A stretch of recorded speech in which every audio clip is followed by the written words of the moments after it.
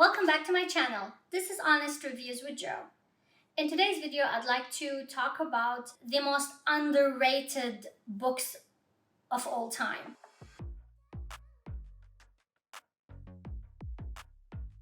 I've noticed that books that has the star rating of 3.6 and below are not generally selected by people, and it's not like I would say that I am not one of these people as well, because sometimes I look in a very skeptical way about books that are that low in rating. But when I went through the list of books that I have read, and I wanted to see which books that I have rated highly but then they were badly rated in Goodreads, and I found out that I actually have 5 books that I rated 4. I really thought that these books were amazing, and these books were worth to talk about and to be introduced to people who are not aware about them. Each person's reading experience is different than the others. You may not like these, but to me, they were very exceptional, and I thought that they were different. Do let me know if you have read any of these books, and share your thoughts and your feelings about these books in the comments below. Let's talk about these books. Number 1. This is a book that I read in the original form, which was in Arabic. It's Celestial Bodies by Jokha Alharthi. She's a Omani author. When the book came out, she was actually listed for the Man Booker International Prize in 2019, and she actually won this, and being the first Arab person to win this, and it was just big and it was huge, so it motivated me more to actually read this. I have to say, this was amazing. The writing was beautiful, it was gorgeous.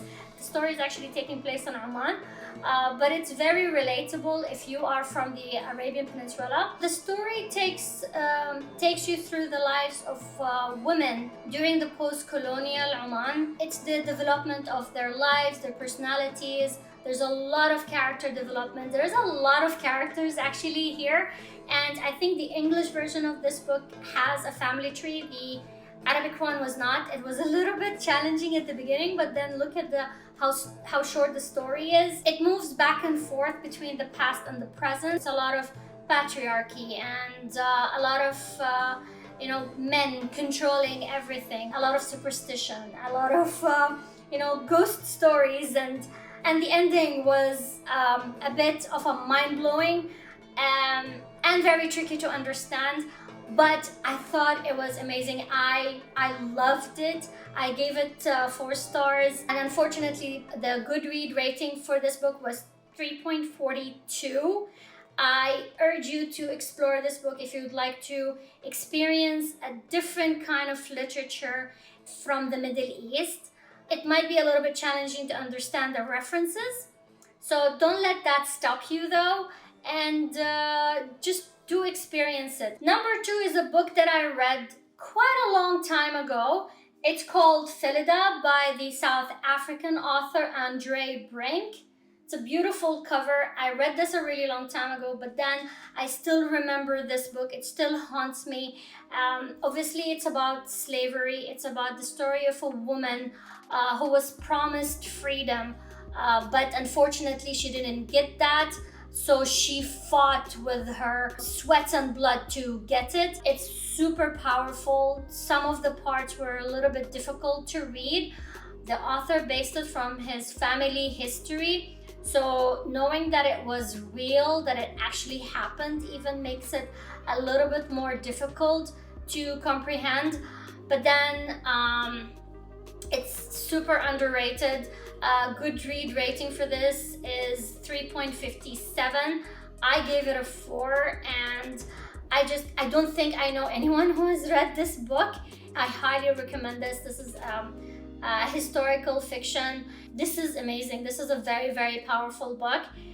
Might make you feel a little bit uncomfortable reading, but then, what is not comfortable about the topic itself?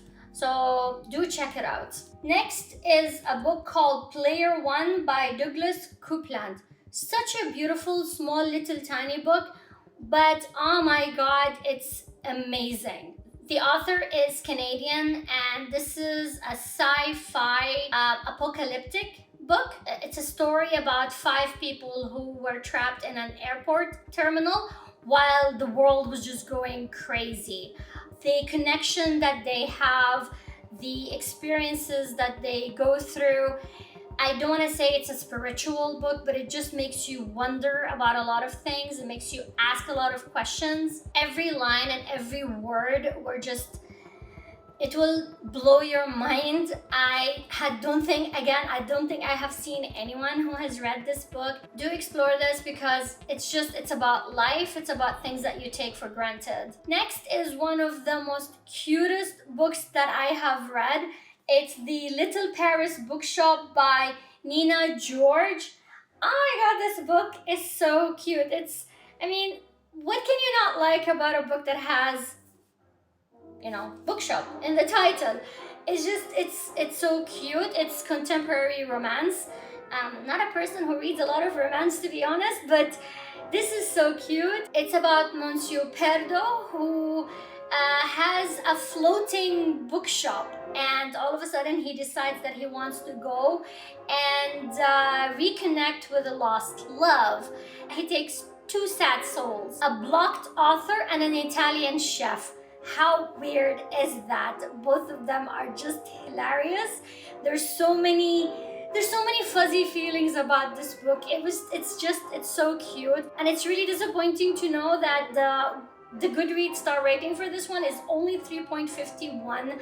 I cannot recommend this book enough. It's so cute. It's so adorable. It's probably a book that you should pick up after a reading slump, or if you've had a bad experience with a terrible book. This is it. This is cute. This is adorable. I can't say this enough. Please pick up this book.